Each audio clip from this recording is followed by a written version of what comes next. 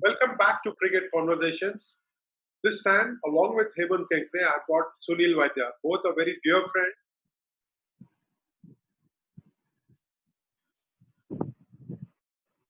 I would not know where cricket and cricket conversations would be without friends like this from around the world. Thank you so much, Hemant and Sunil, for being here today. Sunil, I called you specifically because there is talk of IPL moving to the United Arab Emirates. So I want to know if this is a great idea. What is the scene in the Middle East now? Is United Arab Emirates a safe place for IPL to go and have its jamboree there this year? If Middle East is Dubai and UAE is safe place, then India is safer than that. Anyway, you're going to play without spectators, and it's only going to be a televised event. So why not in India? In fact, the Indian audience and Indian fans need this in this hour. When Corona has really kind of set in depression all over the place. So people want to kind of enjoy. Now people are fed up watching Indian World Cup matches, India-Pakistan matches repeatedly for the last 3 months, So they really need something to watch. I have no idea what is their logic to move IPL out of India. Okay. I'm not trying to say UAE is not the good place. So I think it's not a very good idea to move it to UAE because anyway you're going to get cricket after a very long time, whatever kind of cricket. People haven't had tennis ball cricket. So why not in India? The place to have cricket. So this league is for the Indians, by the Indians. So why not keep it in India? Yeah. Hemant, what about your opening thoughts on the whole idea of transporting IPL to the Middle East? Well, I think I didn't realize that IPL was an international tournament to begin with. For it to go outside the country, I always was under the impression, as whatever little cricket I've watched, whatever I've seen, I always thought that the Indian Premier League was a domestic game, and I understand exactly where Sunil Bhai is coming from. Simply because I think where I come from is, see, why they are holding it in UAE is something which I guess we will discuss as this discussion goes forward. The association, that's the BCCI, would have decided to hold this tournament in India, wherever, whether it's in Ahmedabad, or ideally in a place where there are more than one stadium at one center. It would make a very good big statement. I mean, let's look at it from that perspective, because we got to understand what is it that you're trying to tell the population of our country. I mean, at the end of the day, you're saying, listen, life moves on, just like the game goes on, as they say, the show goes on. So to me, I think from that perspective, I hope if they would have decided, or they can still decide maybe to have it in India, since no official announcement has been made. So obviously it's been mentioned that it's going to be held in the United Arab Emirates. I think it would have made a very big statement for them to have it in India. Having said that, I think the question that I'm going to throw across now is, why is the IPL even being held at this point in time? And that itself will answer all our questions at the end of the day. Why are we playing it now? Why can't we wait until the entire pandemic sort of subsides even more? For that matter, there obviously is a reason, and that happens to be with greenbacks, with dollars. So over to you, gentlemen. I think it's a fair question to start with, actually, Hemant. Why IPL? People like Sunil Bhai just pointed out, people want some entertainment that is real, that is fresh, that they have not seen before. So maybe that's one reason. I heard the sports minister say some days ago that it is very important for sports to start their leagues in a small manner without spectators in the ground, so that people start feeling good about it and positive about the whole thing. Sport has got this amazing ability to bind people together, to lift spirits of people up. But should it be through IPL? That's a big question that we can turn around and ask. Why is the BCCI not showing similar enthusiasm for Ranji Trophy, for example? Why is it not showing similar enthusiasm for any other cricket? We have not heard of women's cricket being revived. We have not heard of first-class cricket being revived. So why IPL? Because it is business. Very, very clearly it is business. Now, this is the question I want to ask you, Sunil. From the distance, do you think this is a sound business decision that the IPL governing council seems to have made? Actually, the chairman has gone on record as saying that IPL is most likely going to be held in Dubai, in Middle East. Do you think this is a business decision? Is it business or is it emotion? What do you think has played a big role here? I don't think so. There's a business reason behind that. I mean, if it's a business reason, you should have had it in India. There's more business in India rather than in UAE. UAE is such a small place. I mean, and if you see recession that has set in Dubai, businesses are struggling. So where you're going to money? Even when Sharjah tournaments were held, CBFS tournaments were held, money was coming from India. Indian companies were advertising there. Even the boundary line skirtings were all from Indian companies. The banners you saw were Indian companies. So where's the business? Business is in India. So it doesn't make sense if you say it's a business decision to move there. And I don't know what emotion you're talking about if you're moving it to UAE. I don't see any reason except it really baffles me. That what are the reasons? Okay, I'll tell you one thing. The main stadium in UAE could be Dubai International Cricket Stadium. The operations manager, CEO, whatever you call it, is a Pakistan. Whole team there is Pakistanis. Okay, so where you're taking it? You're taking IPL to Pakistan. Where Pakistanis in Pakistan are saying, why are you holding IPL? Why not keep a World Cup? So are you risking players? Are you risking teams by taking them to UAE, where they are not as circumspect as they are in India about the pandemic, about keeping distance, about wearing masks? Everything is open there. The metro is open, malls are open, people are moving around in malls. So life is as usual there. I mean, that's what they're showing. But is it? So I don't understand. What is the business decision? What is the emotional decision? And why are you running away from pandemic? You can't run away from pandemic anywhere in the world. You go to Timbuktu and there'll be pandemic there. So where will you play cricket? So learn to live with it and play cricket. Like the West Indians and England are playing their test series. It makes no sense. It doesn't make business sense. It doesn't make emotional sense. It doesn't make any health sense. Nothing. Hemant, I'll take you back to Wimbledon. What All England Club decided was that because it's not going to host Wimbledon this year, it will go ahead and give away the prize money to many players.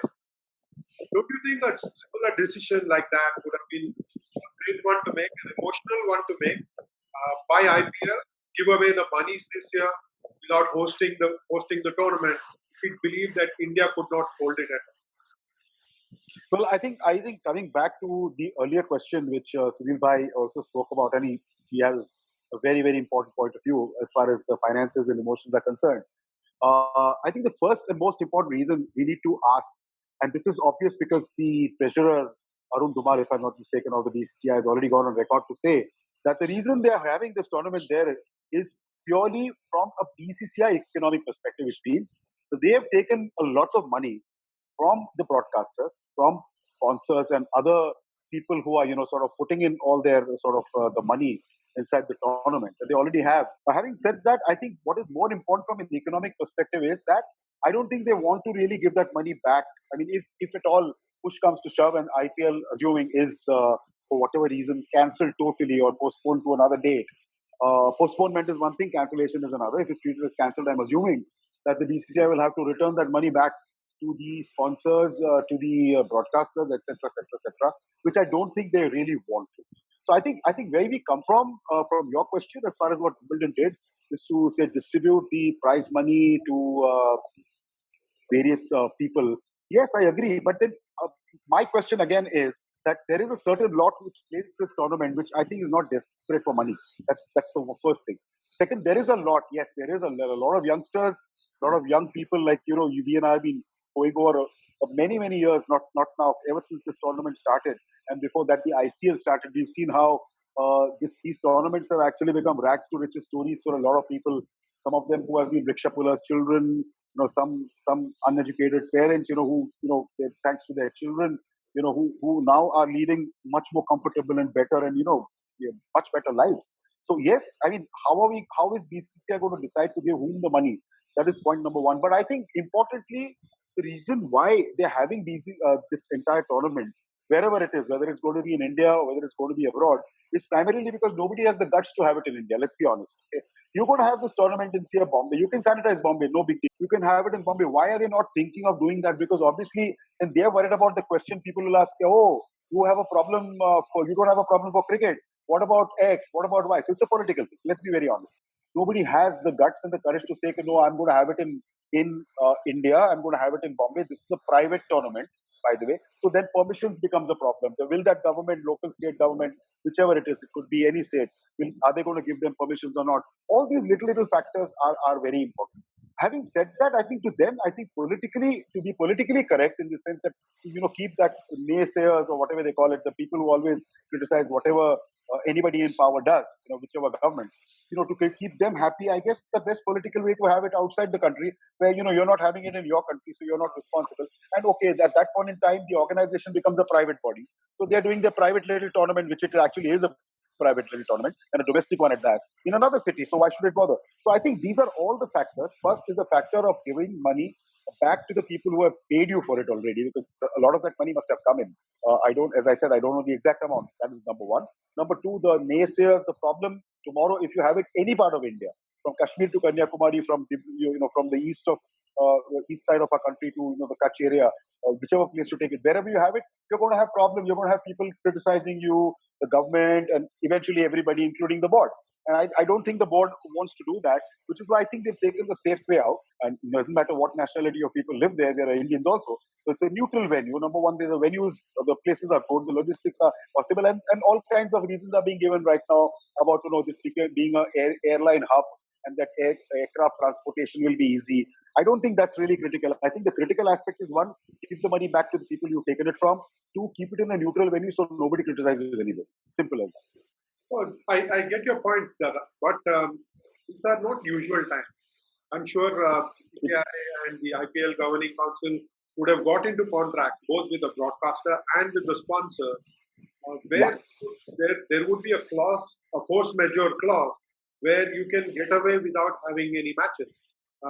There are circumstances like that. Events have been called off. A Wimbledon has been called off. And a French Open has been called off. I'm sure lots of badminton tournaments around the world have been called off. The Olympic Games has been put off. Nobody has talked about having to return money to the broadcaster there. Correct.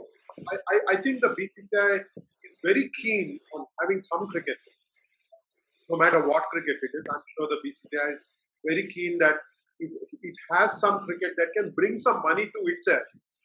It seems to be in deep trouble as far as Deccan Chargers is concerned. It has been asked to pay a very high amount to Deccan Chargers. Yes. They have to pay Kochi Tuskers as well. So with monies going out of BCCI, going out of the IPL central coffer, it is going to be very difficult for BCCI if it does not host a tournament this year. That must be the only reason. Basically, they are cutting their losses, trying to host a tournament. Also, my own belief is that when you have events in India, when you have the IPL in India, for example, there are lots of people who benefit from it. I know the ground staff in Ferosha Kotla, for them it is Diwali in summer. You host 8 matches, the home side captain does make it a point to go and reward the ground staff. So they get a bonus. Those people are getting affected. I don't know if the ground staff at Ferosha Kotla are getting their salaries or not. But missing out on IPL money, and this was good money that they would make every year for 6 weeks of hard work, they are missing out. I read this amazing story of Irfan Pathan sending 25,000 rupees to a cobbler in Chennai because he read a newspaper article about how this cobbler would help cricketers by stitching their shoes and setting them right at the M.A. Chidambaram Stadium. And he has lost revenue. So when Irfan Pathan heard about this, he said he would send 25,000 rupees to the cobbler to make up for the losses this year. You look at it, there must be thousands of people who benefit from IPL happening in India. And I don't think the BCCI is paying any attention to those outside this very focused group of players and support staff. There are a lot of people who benefit from IPL. It is an industry in itself, and it doesn't seem great that an industry should be moved out to a third nation for cricket to be played and for them to make money. Uh, Point I want to make, Sunil, with you is the fact that maybe the Middle East, because in the United Arab Emirates, because they have only what 60,000 cases, less than 60,000 cases reported of COVID virus. You think that could be a reason, and also the fact that logistics are perhaps better managed. Maybe they are easier to handle in the Middle East than they are in India. You look at the distances between, let us say, an Ahmedabad and Delhi, or a Mumbai and a Calcutta, or a Bangalore and even a Hyderabad and Chennai. When you have teams that are placed so far flung from each other, to find that one or two venues where they can have this 60 matches might be tough. So the Middle East seems to be an option purely from the logistics perspective. What do you think, Sunil? If they wanted to have, suppose they're having it in UAE where they got 3 stadiums, okay, Abu Dhabi, Dubai, and Sharjah. So why can't you have it in Mumbai? You have DY Patil, Wankhede, and Rivon Stadium. So I don't understand that. At one venue, you're getting 60,000 cases, you said. You know, what is the population of UAE? Look at the ratio. Out of that population, there are 60,000 cases. So it's high actually if you speak to that. I didn't know they had 60,000. I know about Muscat because I keep following Muscat because of, you know. If you look at 1.5 hours of time difference, so UAE is 1.5 hours behind. So if they start at 7, you're starting at 8:30. So take your game taking beyond midnight here on your television. Okay. Don't forget weather is still hot in UAE. It's very humid in UAE. So playing conditions are not exactly ideal when you're talking of going there, you know. I don't know. Weather-wise, it's not correct. Timing-wise, it's not correct. If they have to give to sponsors money and everything, they might as well have it in India. As Hemant said, you know, that the sponsors want money. They will be happy to have money by holding it in India rather than in UAE. So you may lose audience. We'll have to see if they hold it in UAE. What is going to be TRP of IPL this time? The kind of pitches that you will have. Do you think you're going to have entertaining cricket there? Where the cricket is played on these stadiums, particularly, cricket is only played when international cricket comes. Otherwise, there are stadiums used for Mohanlal show also and weddings also.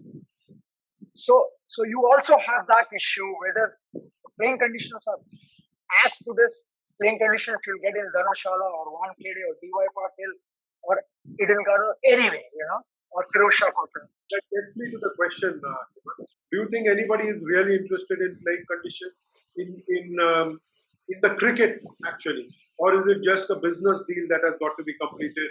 And is that why they are going ahead? Absolutely. I mean, let's be very honest. I mean, those who take decisions, do they even know what playing conditions mean? And let's be, I mean, a few, apart from obviously few senior cricketers who happen to be the very senior cricketers and respected ones. Is this the right month? September can never be the right month to play cricket in Bombay. Let's be honest, okay? I mean, whatever cricket that starts in Bombay, in Mumbai, Bombay when I was playing my local club cricket or whatever, always started after the first half of October. So unless you're going to play that after October, the first of October, even Mumbai is a bad option. I think basically what you're saying, the question that you asked me is that does it matter to anybody what the playing conditions are? I don't think so. I think it's purely, as I said earlier, and I keep saying it, and I'm not saying it because I feel so. Please understand something. This is something which has gone on record, which is attributed to the treasurer of the BCCI. Okay, it's been attributed. You can go Google it. He says that it's economic reasons, the reasons more than anything else. It's very straight, very obvious. So I'm just going by what they are saying. I'm not thinking of conjuring something in my mind. I've always been a person who's always felt that, we are very lucky that cricket in India is run by the BCCI, because had it been run by the typical associations which run other sports, cricket would have been as dead as the other sports are, unfortunately. But BCCI so far has done a fantastic job. I mean, given them the bouquets, the big bats are, I don't think the tournament should, one, be played outside the country for the sake of playing cricket, yes, or for the sake of making your money or giving the money back. That's it. It's purely economic. That's the only reason why. Then I don't think they even must have considered what kind of thing. And what Sunil Bhai is saying, right? It's not easy to use one or two stadiums for 60 days, right? 60 days, if I'm not mistaken. That's around the time that this tournament will be held. If it's held, full 14 games per team, 8 teams playing, 60 days of cricket, what is needed. One stadium, there will be wear and tear of the wickets. We saw that happening when we played in England some years ago. Even when you have these tournaments happening in Australia, for example, you have the one-day tournaments, you have T20s, you have the Big Bash, and then you see at the end of the month, end of the season, the wickets become bad. So I'm not very sure what Sunil Bhai is absolutely right to even say that you can have a tournament which is going to last 60 days. Two is, do they have the what shall I say, the ability or the expertise to maintain the wickets and keep them as fresh as ever? Hemant and Sunil, one of the biggest concerns that I've got as somebody who watched sport for 37 years now, and played a bit of sport myself, is that no cricketer has had any serious action in the last 3 or 4 months. For him to come back and to start bowling full tilt, for him to start fielding as well as he could, he's going to pull a muscle, he's going to tear a muscle. There is a huge risk of injury that BCCI is putting the players to. If you have not trained hard enough for 6 weeks, it is going to be very difficult to get back on the cricket field and give you 100%. Whether you're batting, bowling, or fielding, it is going to be a challenge for the players. I think it is a little unfair on the players that without even speaking to them, without even understanding human physiology, sports physiology, the board seems to have made a decision that it will have IPL beginning sometime in September and ending in November, just in time for India to go to Australia. I think it is about time that people started caring for cricketers, caring for their welfare, caring for their overall health. Yes, it's nice to think of giving them some job opportunity, that is IPL, playing there and making some money. But I think their overall health needs to be taken into account. Hemant, you played cricket yourself. Do you think people would come back from a summer vacation and go straight into a high intensity cricket match? So take a minute in which to try and explain whether it is actually possible for a player to come back after a long layoff and then jump into high intensity action. Certainly not. No way. Because if you even read what some cricketers, including Indian cricketers, have been giving media interviews, apart from cutting their spouse's hair and all kinds of nonsense that we see on social media, I don't think it's possible. They would need at least, I would say, a month. At least a month of good cricket. I mean, not just because you're playing a cricket at the highest level. I mean, whatever this tournament is, T20, you're playing against the best in the world. And when you're playing against the best in the world, people watching and paying top dollar to watch money, even if you're paying your television operator money, you're paying a lot of money. And the money's worth is only when you get good cricket. And I think it's going to be very tough for these people to sort of keep the standard of cricket at that level. We've been watching it now when England, is taking on West Indies at this point in time, and we've seen that even now, batsmen of the caliber of Joe Root and all are, even then they're struggling. Apart from one or two cricketers, all the others are struggling to be there. So it's going to be very, very tough. Trust me. Sunil, your closing thought? Do you think BCCI is putting players' overall health at risk by asking them to jump into high intensity action without giving them the time to work on their match fitness? They might be physically fit, but are they match fit? And is it fair to ask them to get into high voltage games straight away? BCCI has never bothered about players. Have they ever bothered about players? Have they ever asked players anything? So they are not bothered if they are match fit or not. They only bothered about mullahs that they're getting it and they don't have to give it back. As Hemant said, that it's about TV deals and it's all commerce, it's all economics. They are not bothered about game as such. And he's rightly said, most of them don't even know what the game is all about and playing conditions and all. So they are not aware of what match fitness and all that. Some of them must be thinking that they are fit, looking at their Instagram post of hanging upside down and all that. But that's not match fitness, And as he rightly said, if you watch the test matches, if you watch the first 2 test matches, the players have struggled. Players have struggled. You can see that. So it's obvious you can't it's for anything in life.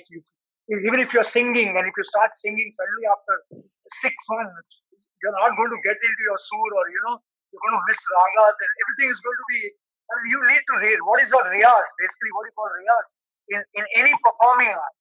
And I think cricket is also a performing art. It's an art, basically. If you look at it, the players bowling, for outsiders, those who don't know cricket may appear who is hitting the ball, but it's an art. And when they haven't done riyas, enough riyas, and I will put it that way, then they are not ready for it. So you're going to get Besura cricket. Thank you very much, Hemant and Sunil. It's been interesting speaking to you both and listening to you and sharing my own thoughts as well. We can only hope that BCCI and the IPL Governing Council will make the most sensible decision. We know that at the moment this is only a tentative decision that's been shared in public domain.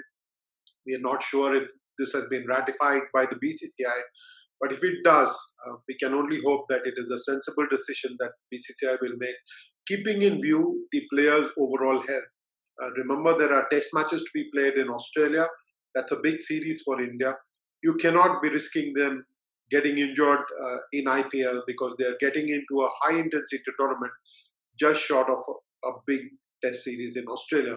It's very important that everyone start thinking about the players and about the fans as well. Hopefully, BCCI will make that sensible decision. Thank you very much again, Sunil and Hemant, for being here and for sharing your time.